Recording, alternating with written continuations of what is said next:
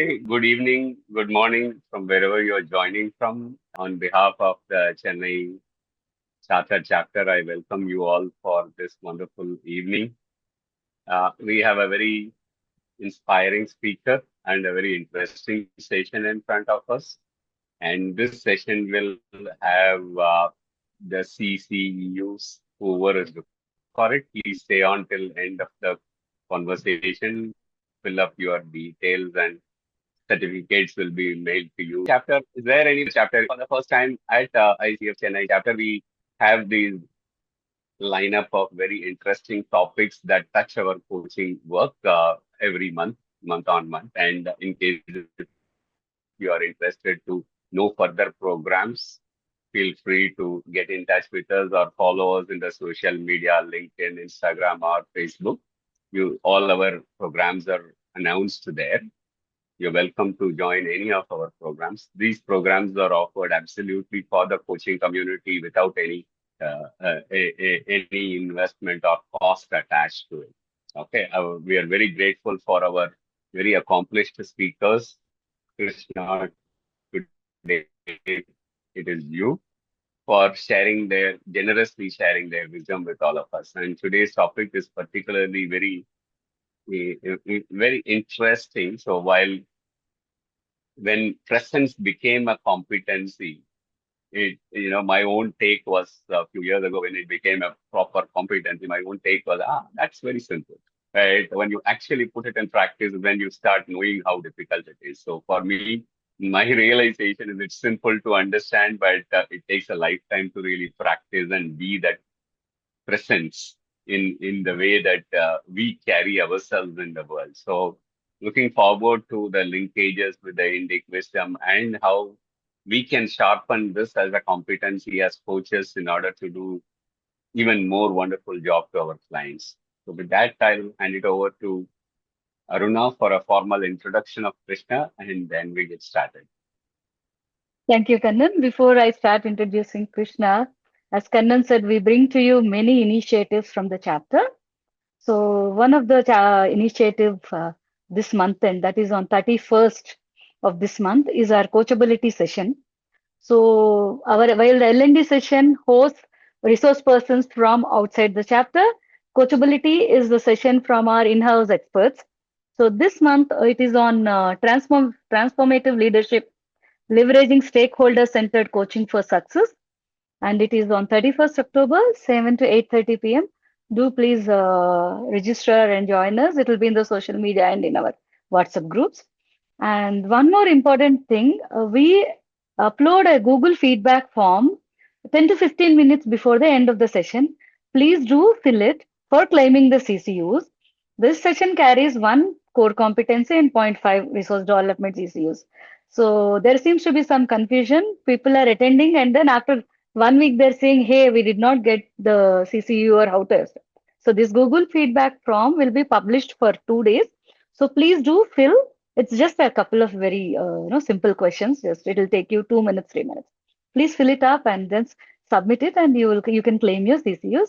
We are sorry to say, without the feedback form, we will not be able to give the CCU certificates. Though I can see you in person here, so I know that you have attended all the time, but I'll not be able to give you as a policy. So as I mentioned, this is a 1 CC and 0.5 RD. And Krishna, once again, thank you, Ajay and Kannan, in sharing our appreciation and for agreeing to generously share your wisdom with us. A little bit of about Krishna for all of us who doesn't know him much. So it's a pleasure and an honor to introduce him. Krishna is the founder of Shrimath Yoga and the foundation for Indic Wisdom, guiding learners from 45 plus countries. He is a recipient of the title Yogacharya and has been recognized for his work in practices like Yoga Nidra, 𝘕𝑁𝑗𝑠, and other transformative disciplines. A traditional teacher of Coachness, Yoga Nidra, and conscious leadership, Krishna integrates timeless Indic wisdom with modern day framework on these areas. He runs a program, Coaching with Indic Wisdom, world's first program approved by ICF that integrates all the coaching competencies with Indic wisdom. Rooted in the Shankara Advaita and Natha Siddha traditions, his work helps leaders and coaches embody presence, not as a skill to perform, but as a state of being. Krishna, uh, as you all know, today's session is about maintaining presence, and let us see how Krishna takes us through this journey. Krishna, eagerly waiting for your session. The floor is yours now. Thank you. One small administrative announcement. Those who are joining and taking their AI assistant to join this meeting, please note that we will disable all of those AI assistants, right? Okay, it is for you to be in person. Great. Thank you. Over to you, Krishna. Thank you for the opportunity. There was a time when Shanti played the role of a casting director to enable me to talk at Global ICF Cherish Festival on Who is Listening. There we spoke about listens actively. So today that role played by Aruna. So thanks to her and thanks to each of you because this is a journey and it's like peeling onion. And some of you who have been with us in this journey know that every session, sometimes you will feel, am I in a new session? Because that is the way these sessions are. So I invite each of you to just be there. That is more than enough. So let us take a minute to say our own prayers. Whichever way we generally ground ourselves, let us utilize this minute. As and when you complete, you can open your eyes with a few blinks. Is the group okay with some esoteric inputs also? Because you are a Chennai-based chapter, that spiritual triad which Aruna mentioned, whoever living in and around Chennai, you have an esoteric opportunity to deepen through visiting 3 important energy centers there. Okay. So before we proceed, again, some of you who are here know that when we do a session, there is nothing, we can't hold back. Whatever needs to be shared, whichever is unfolding at that time will be shared. So there is nothing is being kept to be shared later. I just want to share with you that. The way we started to work, maybe you will hear me using the word we than I. That is the way my teacher has trained. The reason is when scientists can say that they stood on the shoulders of the scientists who came before, whatever is presented is not of a single origin. So whenever the word we is there, please understand that right now we are collectively representing and I am voicing out. That's it. Okay. So when this ICF competencies were studied, when they used to have 11 competencies before 2019, and now you have 8. So during the pandemic, there was a thought process going on. In the West, the approach, if you notice, is even if you go to medicine, you will have in future, you may have a right ear specialist, left ear specialist. So the holistic approach is missing when you keep on dissecting, trisecting, and whatever you do the system. The original is like when a light is passed through prism, you get 7 colors. But what is true in all the 7 colors is the white. So the more we move towards the source, you will get less distracted with the variety outside. Why I'm saying that is the premise to understand why each of us who are born or connected with this great land need to tap the wisdom which is already given to us. So what is this spiritual triad? Is Ichcha Shakti, Jnana Shakti and Kriya Shakti. Ichcha Shakti is that the source of desire, Jnana Shakti is knowledge, Kriya is action. Now what we do in this program, what we do conduct also, we have classified these 8 competencies under these 3 heads. And Venkat, who is part of your chapter, no? Venkateshwaran Subramaniam. After the batch is done, he shared that with how even the 11 competencies can be brought under these three heads. So I'm just inviting you to think on that. So the first three competencies come under the Icha domain. Then the next four, from cultivates trust to awareness, evokes awareness, it goes to the Jnana Shakti. And the last one, facilitates clients' growth, comes under Kriya Shakti. So after the session, you sit down and if you think, you'll understand tomorrow if ICF brings 25 competencies, we in India don't need to worry. They will be only under these three. Tomorrow they reduce this 8 to 7 or 6, we don't need to worry. If they club the competencies, we don't need to worry. That is the difference between knowledge and wisdom. Wisdom is time tested. Knowledge, AI also can give us some knowledge. Permutation combination is knowledge. But bringing that knowledge into action is wisdom. So the first three competencies come under Icha Shakti. The next four competencies come under Jnana Shakti. And the last competency comes under Kriya Shakti. This is the first esoteric input which I would like to give.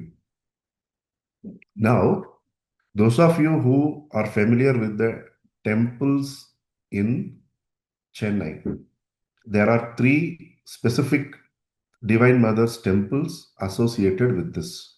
So, one of you take responsibility to explore and share the name of the three after the session. Icha Shakti, Jnana Shakti, Kriya Shakti.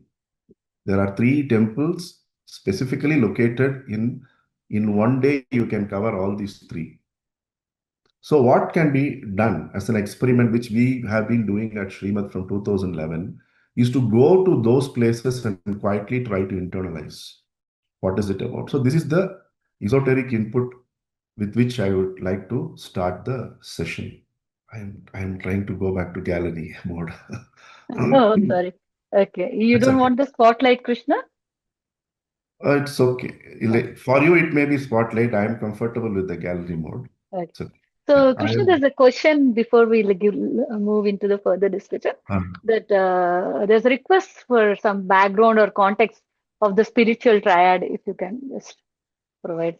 that's what. The idea is to tell how much are competencies in any coaching framework or any leadership framework as trainers or coaches you come across today or in future. You can just a moment think they will come only under these three. It doesn't matter how much our competencies are brought, how much our skill sets are brought. The names may be different, but a framework will have a set of rules, right?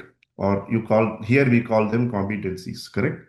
So whatever happens, if you understand the essence of Icha, Jnana, and Kriya, see, unless somebody has a desire, they will not collect knowledge about how to fulfill that desire. Once you get the knowledge to fulfill the desire, if you don't execute, then there is no point. So the work of a coach is that, right? Facilitating ultimately clients' growth. But for that, we need to facilitate our growth also, right? So this is why the reason why this spiritual triad needs to be understood and maintains presence comes exactly in the mid of this. So in the jnana portion. Okay. Now the second, it's already Vaidyanathan he has mentioned. So these are the three places. Okay. See the difference between the way we work in using the Western frameworks and the Indian frameworks also I will tell you. The West will beautifully say what to do in life. But when you combine with East, we will know how to do that in sustainable way. Okay, so the what plus how combination is Indic wisdom. Only knowing the what will help us to do intellectual gymnastics. We can excel in discussions, debates, but the transformation is possible only when the how is included. So even in today's session, we will have some practices. Without practice, no session in Indic wisdom is complete. Because there is no concept of lecture in Indic wisdom. Wisdom is only experiential, no? So one or two processes also we will practice today. So that is where we wish to start. Now, the second aspect is we gradually try and develop the ability to be a witness. Because whatever knowledge we are getting is not only for coaching, it is for life. And coaching or leadership is one just page in our book called life. So this is another feature of Indic wisdom is any knowledge or a process which helps you to culminate that knowledge into wisdom will be applicable in all spheres of life. So whenever most of us underwent a proper level one, some of us did the portfolio path. So let us start from there. What is the key exercise we were asked to do mostly when we are taught about this maintaining presence? One of the key exercise. Many teach in many ways, right? What is one key exercise we were asked to do? Still, yeah, practice silence. Wheel of life, right? So, what is the easiest way we can find whether we are getting distracted from the session, whether it's a coaching or at home or at a leadership session, you are dealing with your peer or you are reporting to your boss, is if the discussion is one of the in the wheel of life. Now, 7 you have, right?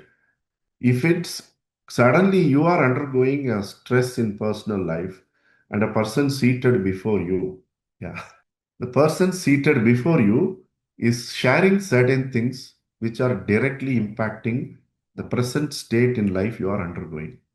Am I right? That is what throws us off balance.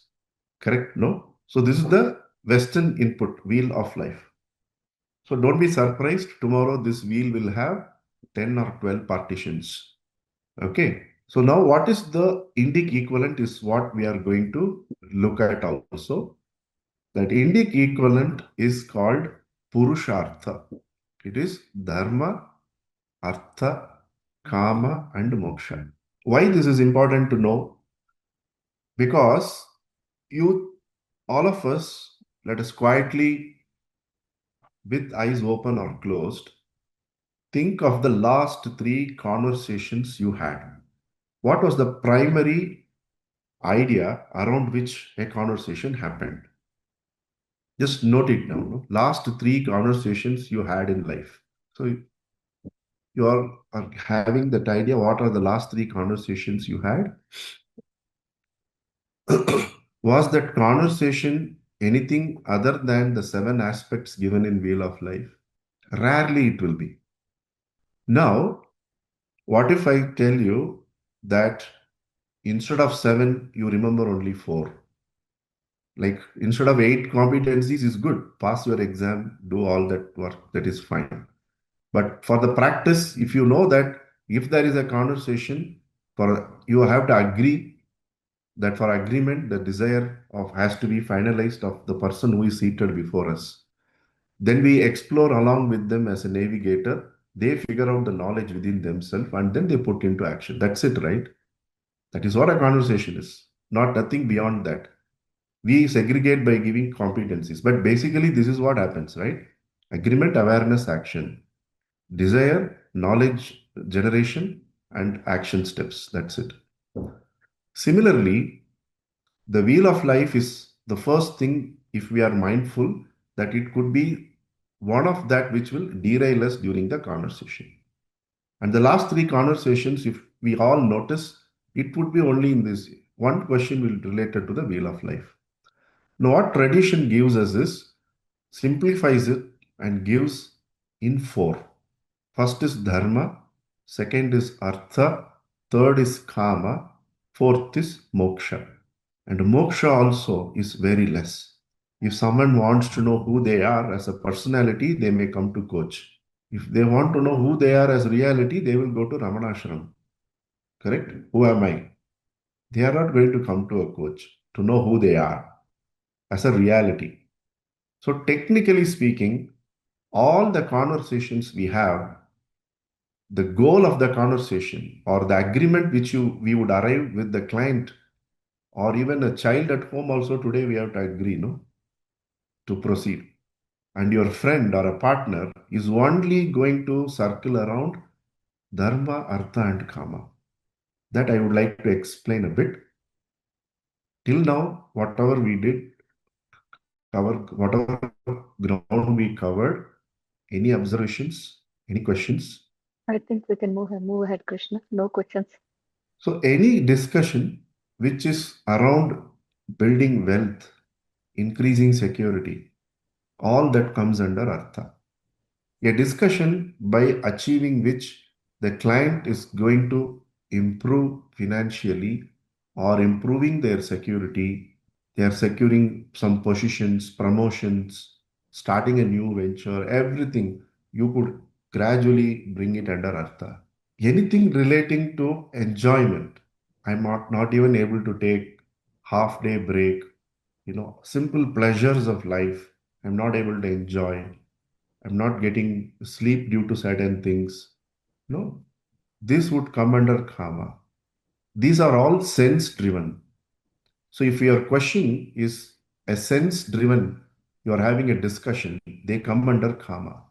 When your question is mind driven and in time it is going to appreciate, it's like a promotion, business, wealth management, all those things will come under artha.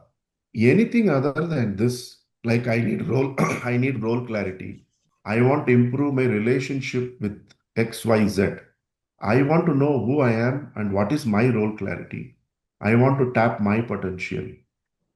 Okay, all this comes under dharma. So we'll share one more booklet on dharma also. Artha, all these things, how can they be integrated into the purpose of a person whom you're coaching? Because wealth, it seems to me that these are the 4 dimensions which a person is seeking. My question is how to integrate that into something like a purpose statement for the coaching. I think in discussion they would evolve it, no? The purpose, why we would like to start a business could be different from why they would like to start a business. The idea is that whatever types of questions which we are going to encounter in a conversation, if we can classify it under certain heads, we will feel that we are not lost. So immediately we can know that this is the question, what is going to happen. And before the session, I said we do the homework. What are all the areas in which I need clarity in life? What are the issues I am undergoing in relationship? What steps I am taking to know who I am? Correct? Then here, what is my perspective of wealth?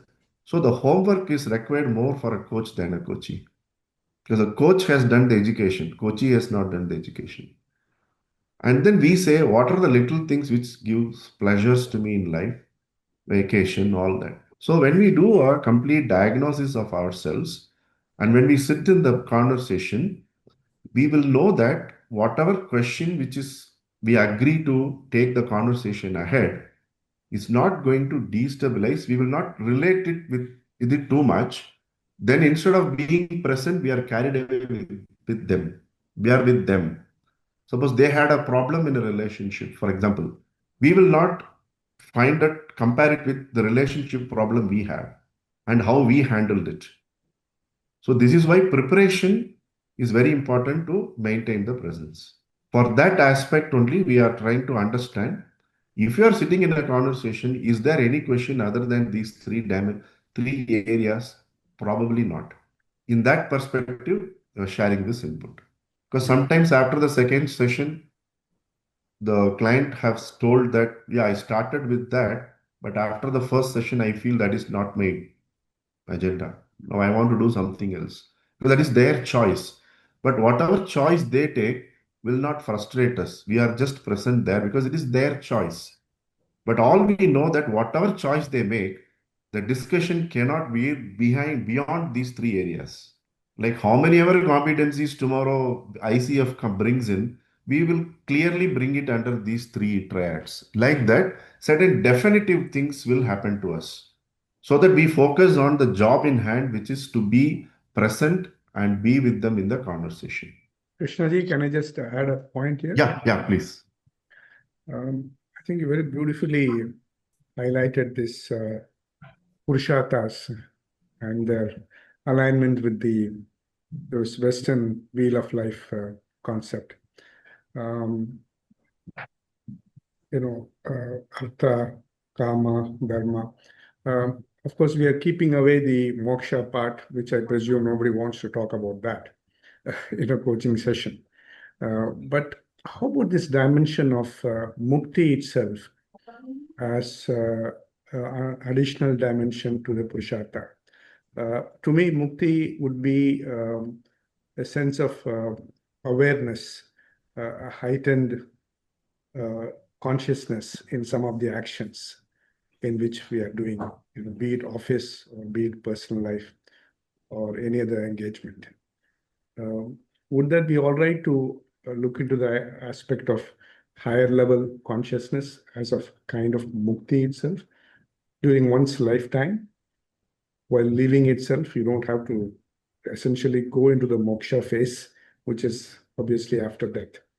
So mukti, while living itself, one can operate at a higher level of awareness and a higher level of consciousness. Do you think that could be an additional purushartha which we could think of? That is still dharma only. That's also dharma. The ideal in our Advaita Vedanta is to become a Jivan Mukta. Right. So that is our dharma. Here, moksha is when we know what is the ultimate goal of life is to liberate from the limitations which we have ourselves imposed on. There are conversations we have had with monks also based on this coaching thing on moksha. Is that the real goal? So why am I asked to go and serve in the world when my final goal of moksha is, that is why I was given a sannyasa. So these discussions we have had. Okay. So when we are living in the transactional life, there is a price which is to be paid to retain and manage and maintain this body-mind system, right? Yeah. So many of our conversations will veer, the deeper and insightful conversations will fall under dharma, because that clarity is required that our main purpose is to live here and now and realize who we are. The reason is fifth cannot be added. There is no scope to add five there. That whatever we bring in, we can reconcile and bring it in the four. Okay. Thank you. Thank you. Okay. So another important aspect we try to do in this is the idea of antarmauna, which Aruna also asked about.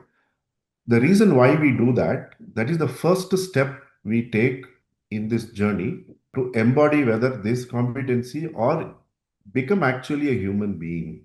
Because we are all human doings. We only keep doing things. We worry if we stop doing, will anything happen to me? But human being, to be that being, we rarely decode what is being. No. First we know we are a human, then we try to do many things, but ultimately human being, that being state, we can experience with the help of the practice called antarmauna. That would be the first practice we would be doing now in next 2-3 minutes. We are thankful to Swami Satyananda of Bihar School of Yoga, who brought this into limelight and redesigned this as a 6-stage practice. And for us to work in the day-to-day, the first 2 stages, if we move reasonably towards perfection, that is more than enough. The first stage helps us to work with our senses so that eventually we gain sense mastery. Then the second stage onwards, the mind mastery begins. Okay.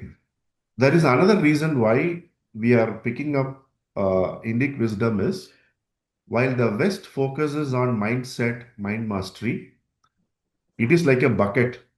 Okay. But the holes in the bucket, actually, the presence is leaked. That holes are the senses. So the sense mastery is given more priority in the tradition because senses give the food to the mind. When the senses are shut, the mind is quiet. The retreats generally we are asked to take from day-to-day life is mainly, if you notice, every month minimum 2 days of fasting. So we come away from the senses. So our system is built like this. So in Antarmana stage 1, we identify what are all the the pitfalls and the plus points we can harness our sense. So we make something called a sense profile. In the Antarmana stage 2, we go deeper to understand how the mind works and what it could derail the presence. Okay, in stage 1, what we do is when you give a particular task to your mind, a direction, there is a chance of you feeling a sense of quietness within. Because the mind gets a direction, it tries to do a job in hand. It is similar to you start a day, but you start a day with a things to do list. Reasonable alignment, you will feel, I finished this, I finished this. But if you go too much into that, you rob yourself the joy of being present and the discovery. But if you go too much into the flow of life, you may not be able to do the basic lists you need to tick every day. So the balance is somewhere in between, right? Like that, when you know how your senses are helping you or not helping you or in the neutral state, it helps us to stay as a witness. Okay. Right now, how many of you are seated at home with some work happening in the kitchen? So it's almost after the session, dinner time, correct? So imagine somebody is brewing coffee in the kitchen now, or someone, and one of you is an expert cook who are seated here because there is a session, and someone is trying to do something incorrect. The aroma coming from kitchen will tell you, right? Hey, something is not right or something I have to do. Your knowledge is perfect, but still it derails you from the presence. Your duty is to be here, no? You got it right. So your right knowledge of how something has to be done can derail us from the presence. So in Indic wisdom, if you notice, there is no concept of right and wrong. Is it apt there? So coming back to Antarmona, what you could do is treat Antarmona stage 1 as your personal L&D department. That is, what is L&D in organization for? To further the knowledge by constantly working on various areas we need to work. Okay. So what you can do is in your notebook, whatever you are seated with a notebook and pen, you write the 5 senses on the left side. What are the 5 senses?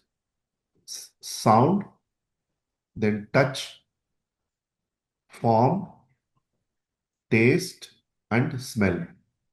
Sound, I'm telling in the order from subtle to the gross. Sound, touch, form, taste, and smell.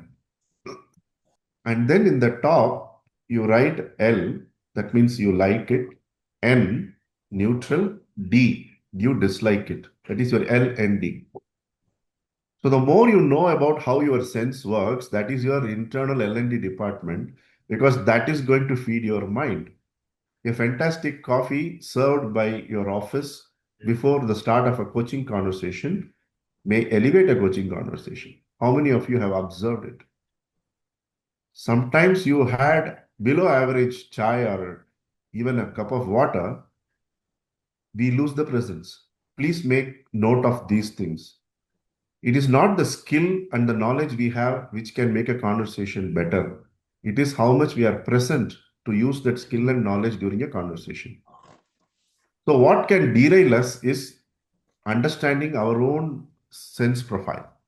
Okay. So for paucity of time, the great masters, my own teacher and from the Bihar School of Yoga, they have picked up the sense of sound because the sound is the subtlest of the senses. And we know scientifically also, subtle is powerful than the gross. Okay. So what we are going to do now is to just be there and with the instructions. Okay. What is one important point to notice? Whenever you hear the word aware, try not to focus. So how to differentiate it? What is the differentiation between awareness and focus? Very simple. How many of you are seated where there is a lot of noise? I think Baburaj is sitting in a very quiet place. He is unmuted, but I am not hearing any sound from his place. Even is correct? Yeah. Yeah. How many of you are seated in a place where there is noise? Yeah. Yeah, Ranjit is there, Kannan is there. So Ranjit, how many noises or sounds you are hearing? You're not able to hear? 2 to 3. That is less. Okay. Anyone having more than 3 noises or sounds around you? 4 to 5. Okay. Now, 4 to 5 and 2 to 3 noises or sounds you are able to hear around, right? Ranjit and Kannan, they are able to hear. Did you make any effort? Did you make any effort to know? Say, no, Kannan didn't make any effort. He was present, 4 to 5 noises or sounds he is able to decipher. I'm sure the same with Ranjit also.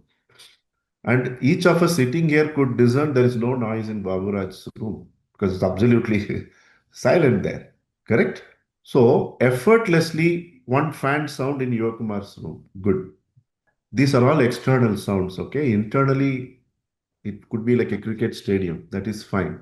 Externally, if you notice, there is no effort required by each of us to know what sounds or noises are happening around.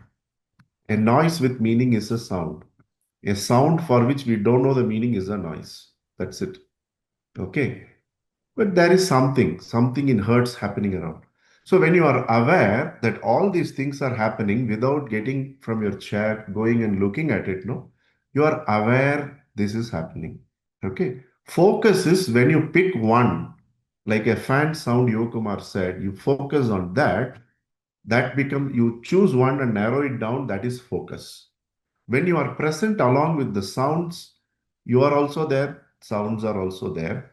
That state is called awareness, which is a whole. Okay, this is how they understand the difference between awareness and mindfulness. When you put your mind on one of that in the field of awareness, that is called mindfulness because you choose something. Okay, so like that, when you hear the instruction, be aware of the sounds, it means that you are there, the sounds are there. Do not try to look into the sounds, turn your neck or inside the eyes, you don't try to look into it. Use the ears. That is the first training in tradition we have. We need to use the ears. The entire knowledge from the ancient times was transferred only through listening, which is ears, Shravana. So Veda is Shruti. Shruti Bhagavati is what we call her. So this is more than enough. We don't need to use our eyes. Because the moment you use your eyes, you will lose your presence. You can test it out. The moment you use your ears by training, you can maintain your presence. Is it clear? I hope I'm not making it like a quantum physics or Vedanta class, okay? You have to forgive me because I'm not by design doing it, by flow it is happening. So bear with me. So like how you did cycling and all, no, listen to the recording 2-3 times. Yeah, Ramesh? Yeah, so just a question. Does that mean that one will be able to coach better on the phone rather than on video? There is no one answer, no? Mm-hmm. We don't know. Because again, it depends on the one who is talking with us more than us. We are only trying to make ourselves sensitive, so we become receptive.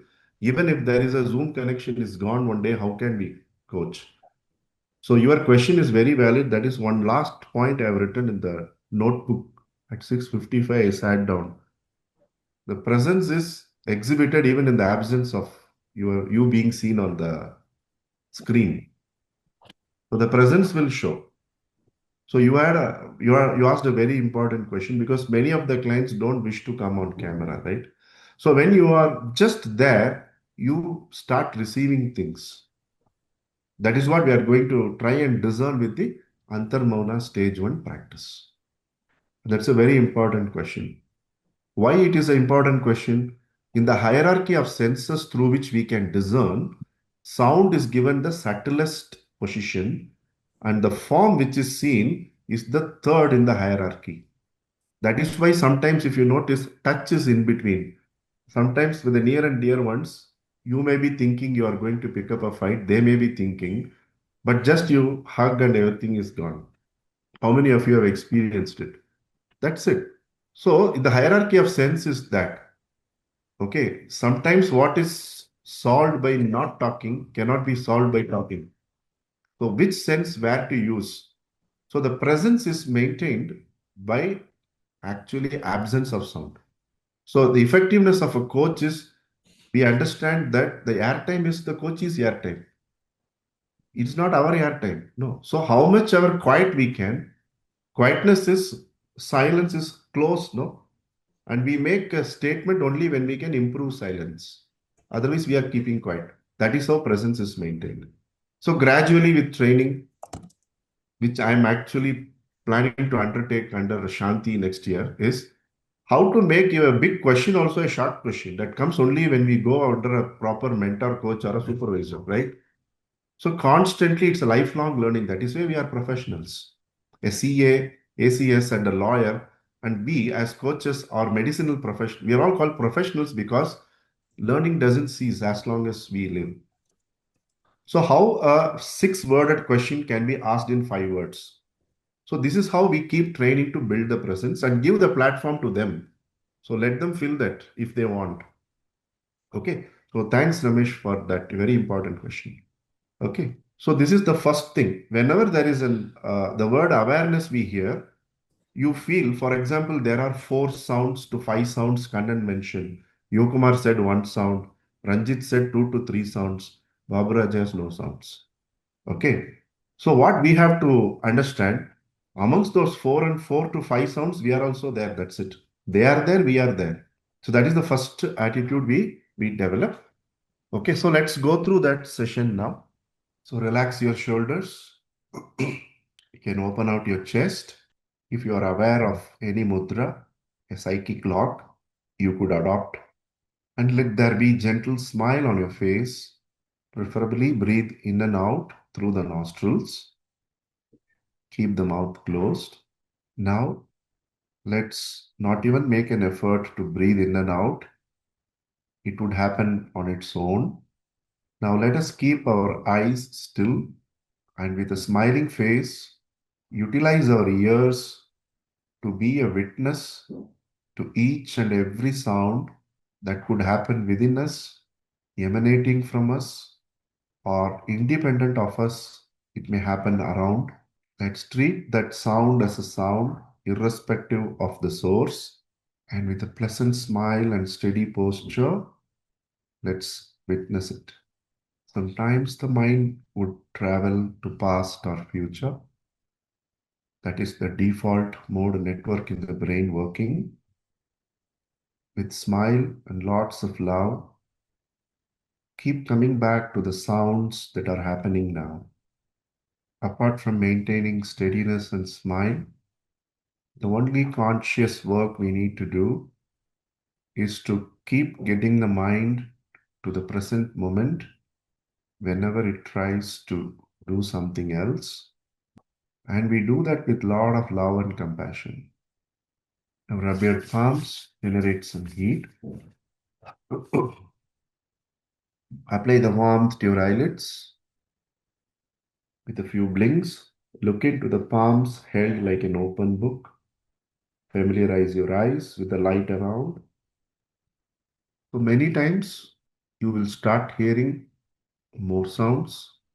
Even in the 2 to 3 sounds, you can see shades and variations. So this is how, when you are there, whatever has to reach, reaches you. That is one of the key attributes here, right? Open, flexible. What is one more?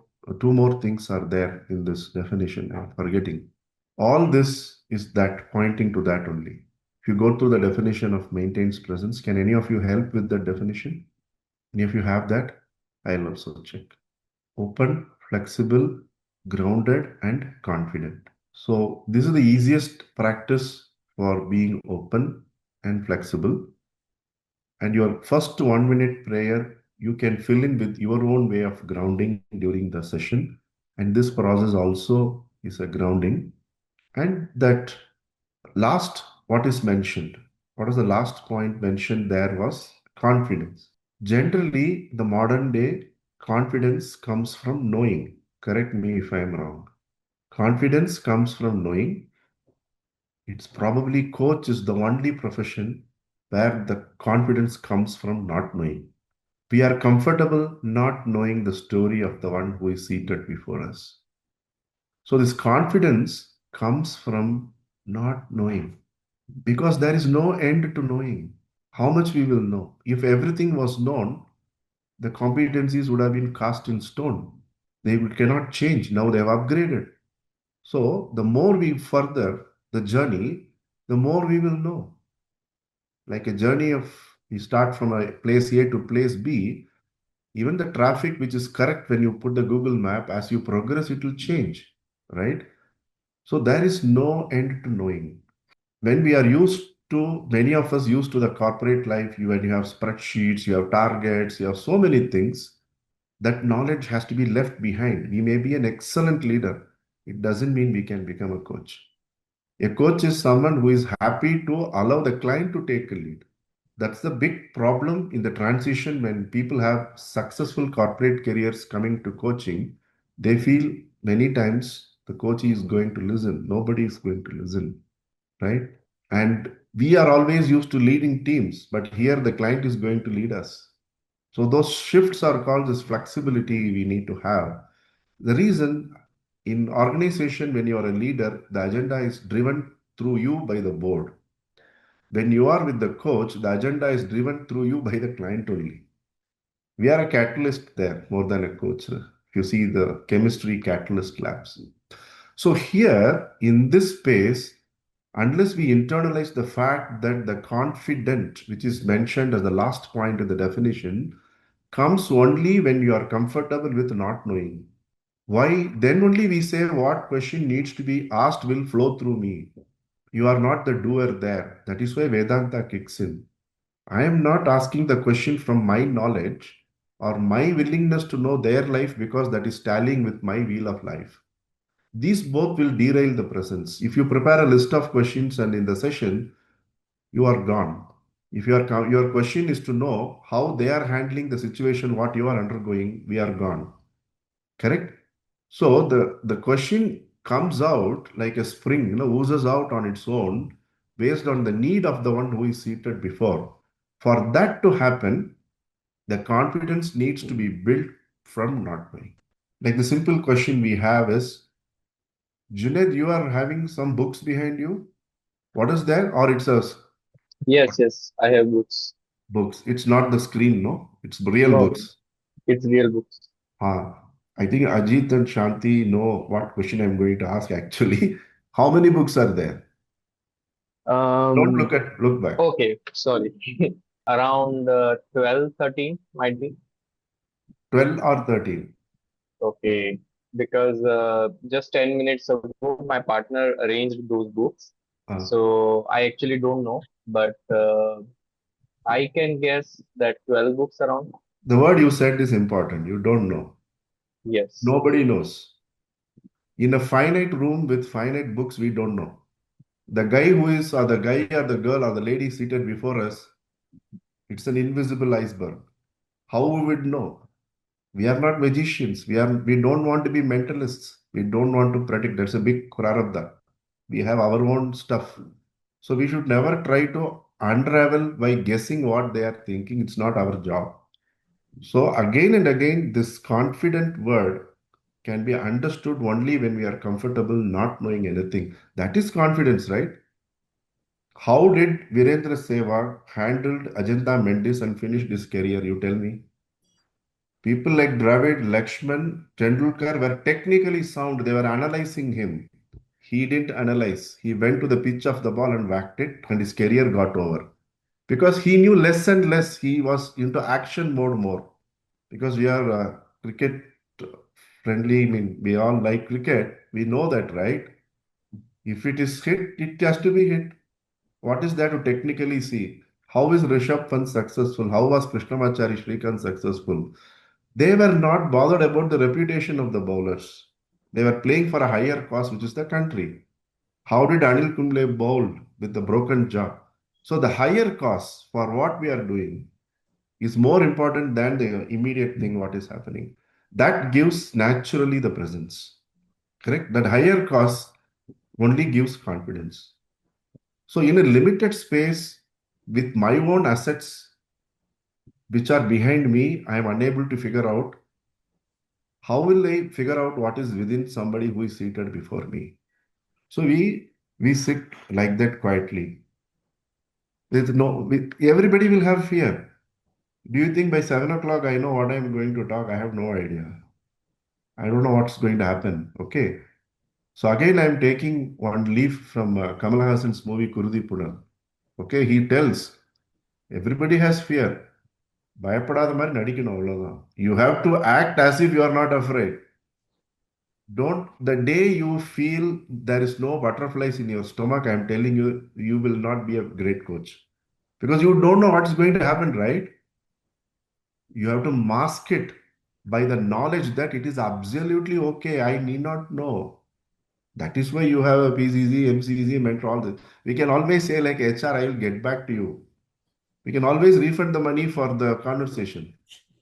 Correct?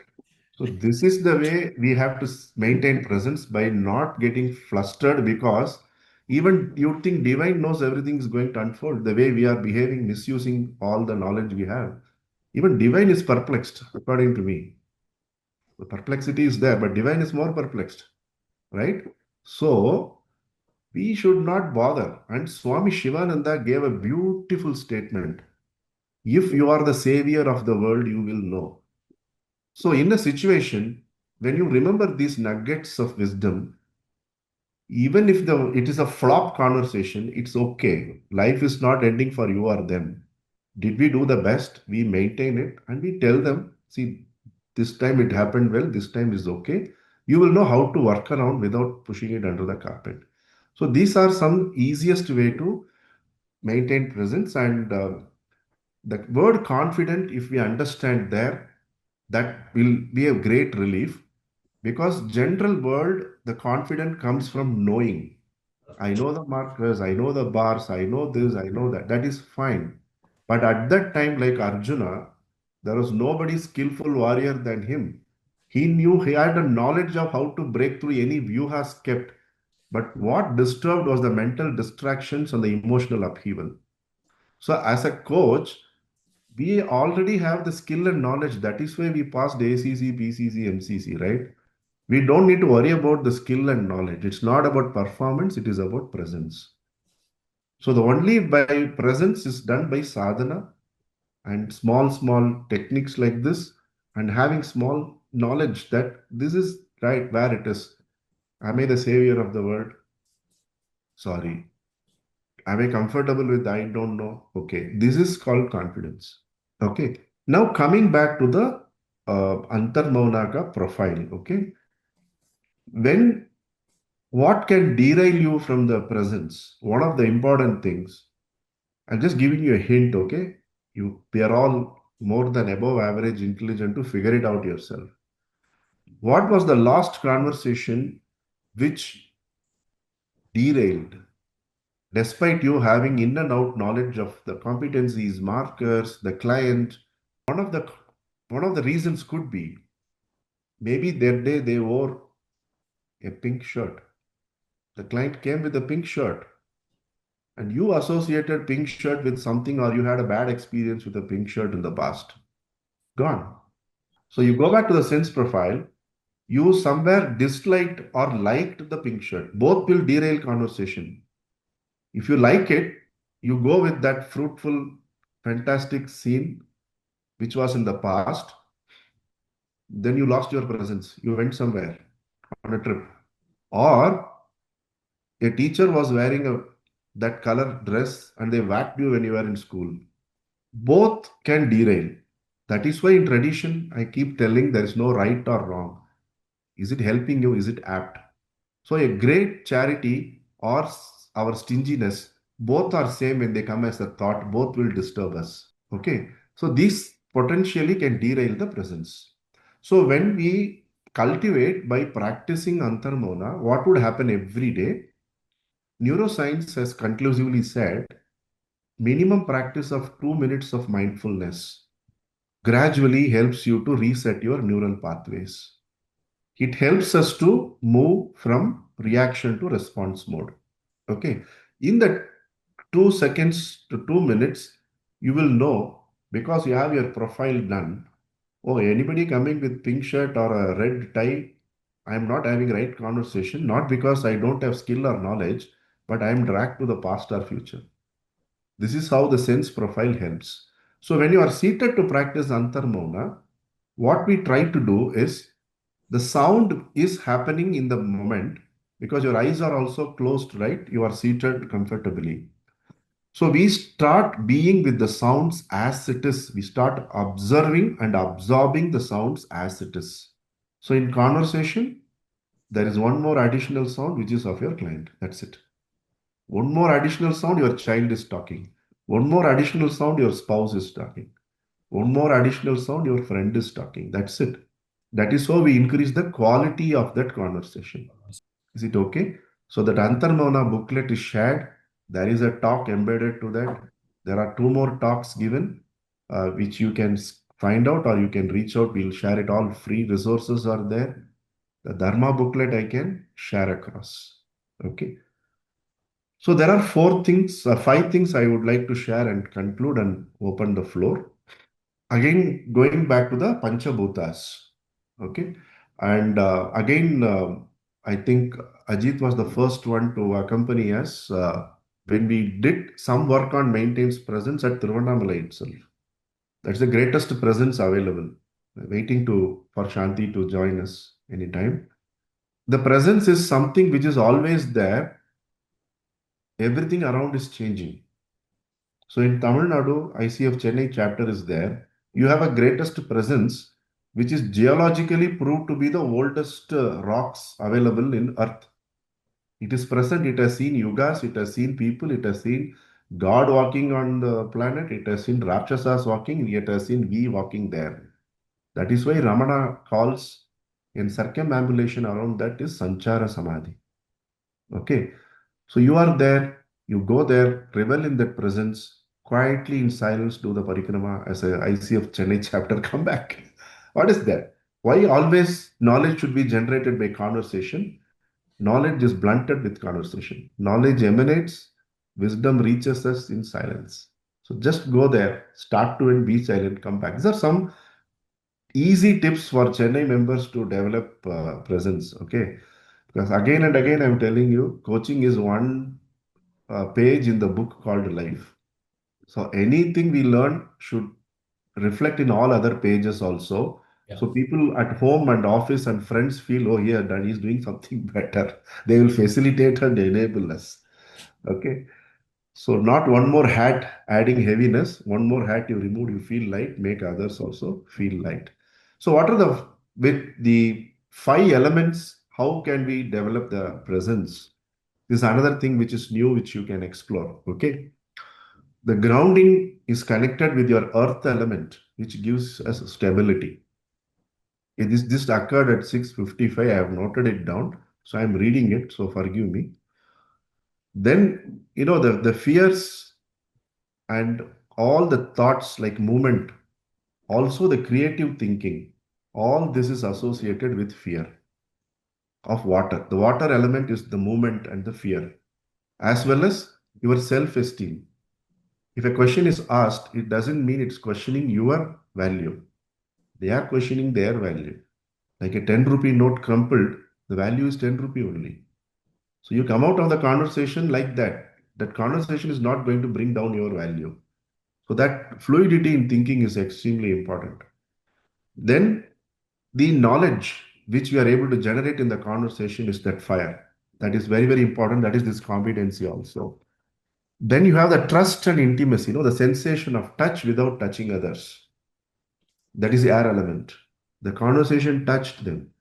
So that will help you to maintain. And again, going back to what Ramesh mentioned, in your physical absence also, they can feel that touch. The conversation can touch them. And finally, it is through the sound. We show the presence by speaking. Sometimes our silence is more louder than the sound. So by using these 5 senses and 5 elements, we can slowly inch towards maintaining presence. And it is important to note they have said maintaining presence. So, like a vehicle which needs periodical maintenance, like we need brushing every day morning, this cultivating and maintaining presence is a daily sadhana. It is not a certificate course that nobody can tell you are a master of maintaining presence. Not possible. I'm thankful to God that at 6:30, 6:45, I didn't have any problem here with electricity or at home. So I'm able to be completely here. Correct? Everything is grace. So we need to acknowledge that this maintains presence is a continuous term, no? Maintains presence. So we have to do that every day as a sadhana. Okay, that is all from me now.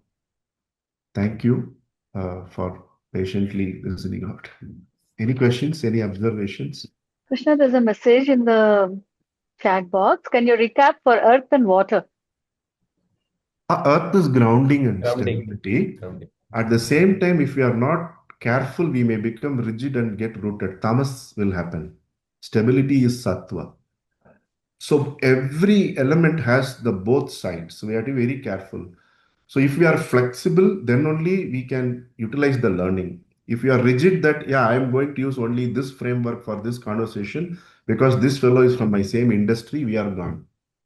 That moment we are gone. We are not a coach, right? So that stability, at the same time, it is not inertia. Both we have to be careful.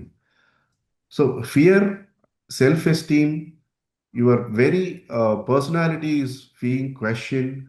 For example, if you think a conversation is going to make or break you, it is not necessary. It is just a conversation. Anybody can fail. Even Hanumanji cannot convince. Sri Krishna couldn't convince for a war. Who are you and me? People didn't listen to Prophet or Christ. How do you expect people to listen to you? Even we don't listen to ourselves, right? Quite true. So don't put too much pressure. Sometimes it may fail, it's okay. That is why we also have our mentors, friends, and coaches. We say, how can I do this better when a similar situation comes? Reach out to people. So that is the water element.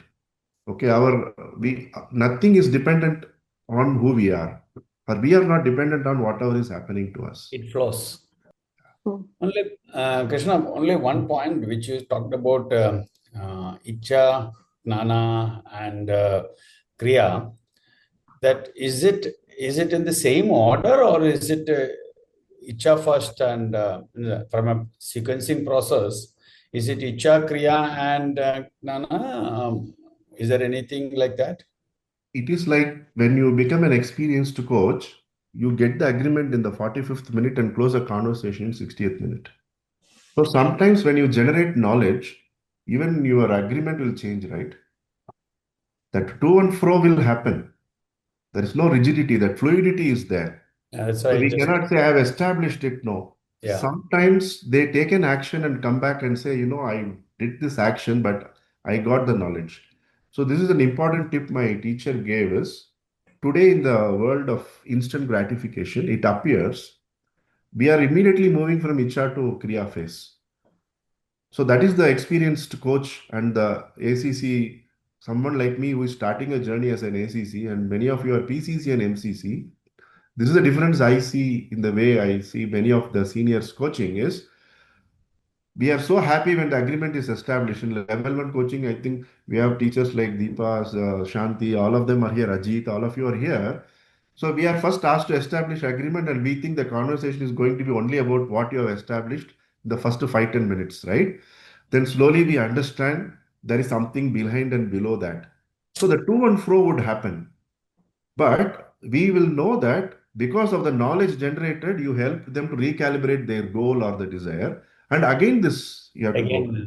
Yeah. Yeah. Krishna, there's a question in the chat box which is too long to read. So would you mind having a look at it and then Which Junaid? is by Junaid. Yeah, very nice question. Yeah. This is correct. But in the transactional world, we have this knowledge and keep coming back to that. Like every year, before 1830s in India, everybody in the Brahmacharya ashrama were doing a japa called Kamokarishit japa.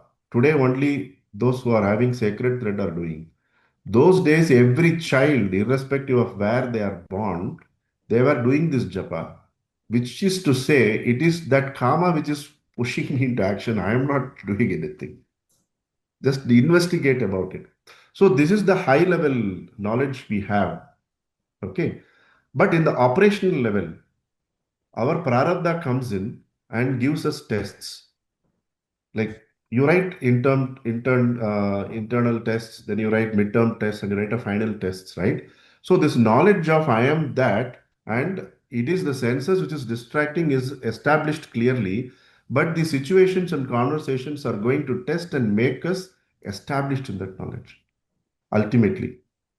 And again, go back to your sadhana only. So you submit. In yoga, you call it Ishvara Pranidhana. Okay, my sense is disturbing.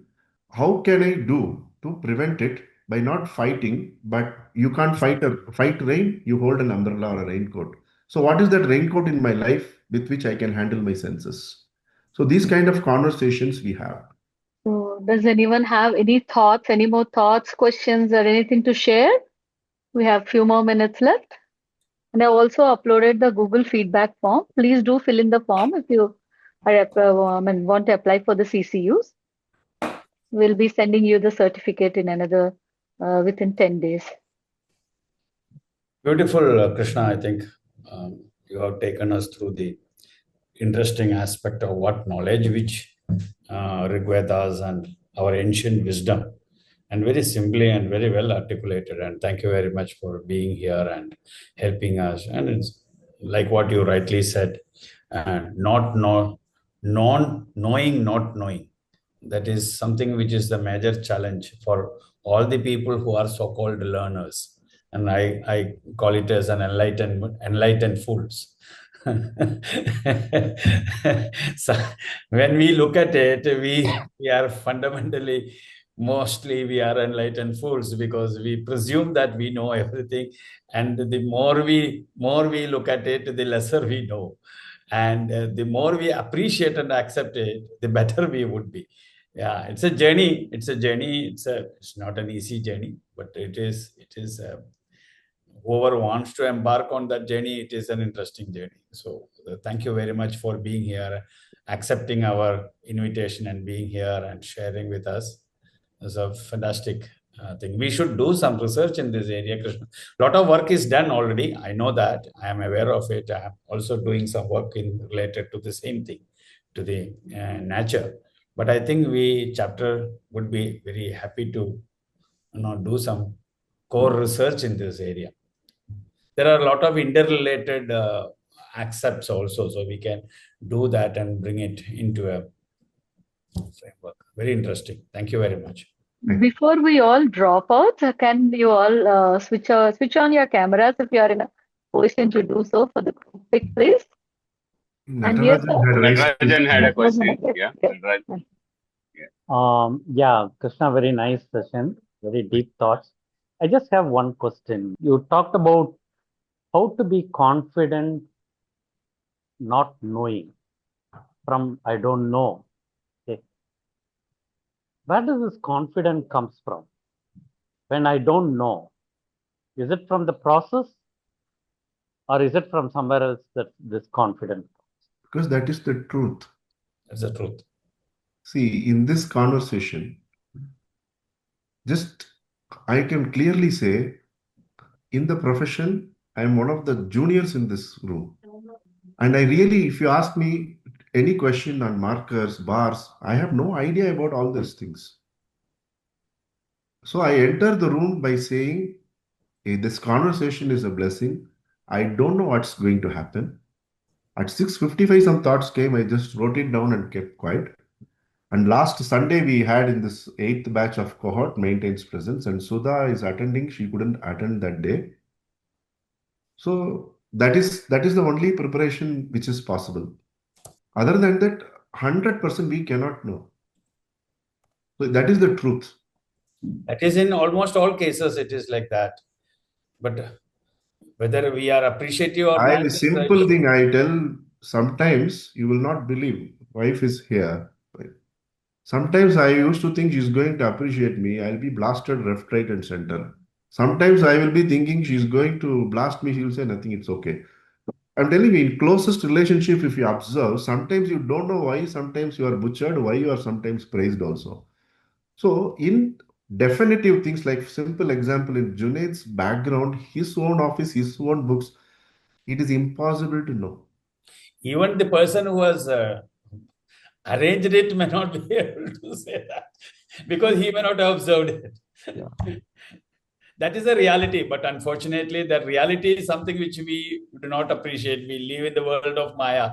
So I agree, Krishna. Exactly, that's the question. When I don't know, where do I get the confidence from?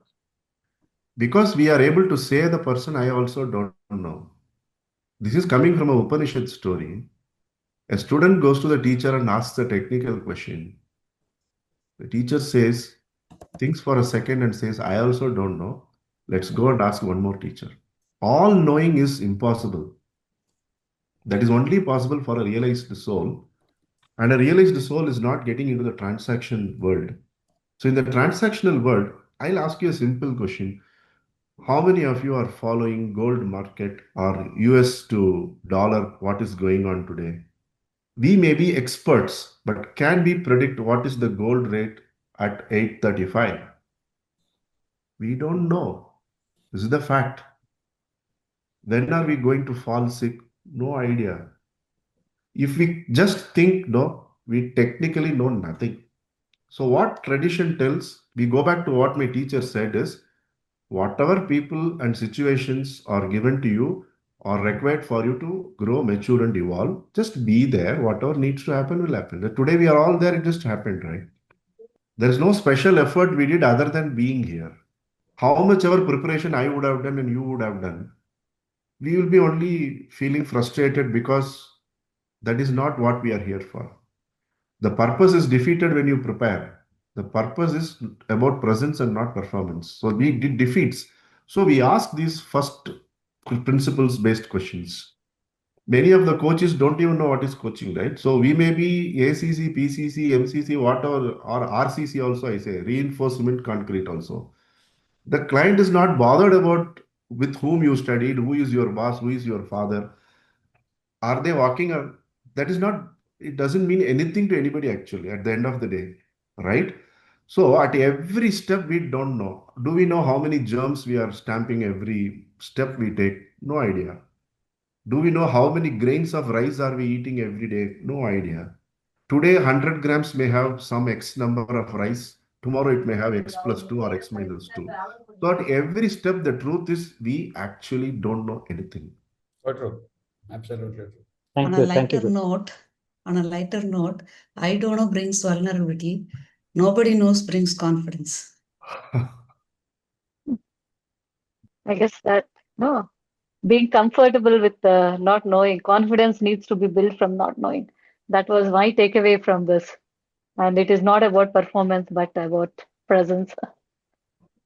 So anyone else has anything to share?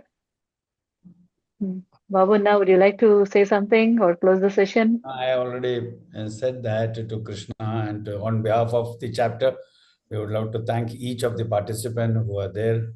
Or we had started with around 34 people now. I think even after the time has gone, people are still here. And it's a very subtly, very simply the way in which the flow in which you articulated it's not a easy subject to discuss, and it can border into philosophical or it can go into spirituality. So it's a very complex subject in depth, but it's such a your knowledge in this area, whatever quote unquote knowledge which you are having, which makes you also to help you to articulate it. And like what you said, that as far as you appreciate that there could be questions which you do not know and willing to accept that you don't know, there is no discomfort in that process. So it's a good conversation you had, though it was sometimes it is a monologue, but I feel it is a conversation because every time when you are sharing, we were having a conversation within ourselves, So it was really a good conversation, mutual, dyadical, triadical conversation which we are having. thanks a lot for being here, and thanks to Aruna for Junaid has Krishna. raised his hand. Yes, Yeah. Junaid. Junaid wanted to say something. Junaid? Yeah. Yeah, please. Actually, I wanted to ask on my long question. So, Krishna, when you replied to my question that you have given the example of rain and japa. So, my question is, our own body and senses are also the part of the Prakriti, right? So, in your example, like we cannot stop the rain, but we can have an umbrella. But why we are even trying to manage our senses as well, or to control or regulate them, if the senses are also the part of the Prakriti itself? Can't we let them be them the way they are, and we just don't get indulged into it? And apart from, or instead of regulating the senses as well, can we also, transcend them and try to maintain the presence in the coaching session or engagement? There is certainly a word called dharma, no? That's why I was mentioning to you. See, the coachee or someone, even our own life partner or a close friend, may not be subscribing to what we are doing, right? You may say, I am grounding. They will say, I am an atheist. It doesn't matter to me. So, what is the dharma in the conversation? If we don't have a regulator, the gas will get over, no? The stove also. So, dharma is that regulator, and your sense profile helps you how to regulate that output. And mindfulness, by practice of antarmana, helps us to observe in which conversation what I am, my senses. Is it enabling or disabling? Okay, so that is why there is no straightforward answer. You can do an interesting exercise, which years back I have learned that all of us tell so many lies around the life, no? So many lies. But if somebody asks you, are you honest, or are you asking, then we have a tendency to say that, we are honest, because we are talking from a relativeness. Relatively, we are honest. Honesty itself is it's a terminal value, but then we call it as a relative. But if you do check it out, how many lies you are saying on a daily basis, just being aware of that lies, you will realize that there are so many lies which you need not say with your children, with your in the office, everywhere. Even just knowing that, you will be able to bring a lot of peace in your. I have done this exercise years back when we were traveling, kind of a thing. So it's a very interesting experience. I immediately told him that, how many lies? No lies, kind of thing. But going back after a week when I went, I realized that. And today, if you ask me, do you say lies? Of course, I do tell a lie. But if you ask me, do you know that when you tell a lie? Yes. I can immediately say that today I have said 4 lies. Out of that 4 lies, which lies are actually, no, in a given context, I need to say or I need not say, so that I can improve on it. That much I can do that. But it brings a lot of quietness in our mind once you know. But it's a journey. It's a journey to transcend it. I think we are all far away. I think that is my view on that, because our prarabdha pushes it back into the various ways. That's what I learned in during all this reading of so many books and other things. But anyway, that itself is not, actually, we do not know what truth is. Thank you so much for the nice ability to answer that. Thank you. Beautiful. Yes. Thank you all. If there are Thanks no a lot. questions or anything to share, Krishna, thank you once again from Chennai chapter, from all of us in the years. See in the chat. But let us see whether we can do some research specifically. Whereas we have Krishna's connect, we will connect with him offline on this, and we can try to see how we will. Thanks a lot. So thank you all, those who have stayed till now, and thank you for your questions and all. So we'll officially close the session now and see you in our next L&D session in November. Looking forward. Thank you, Krishna. Thank you very much.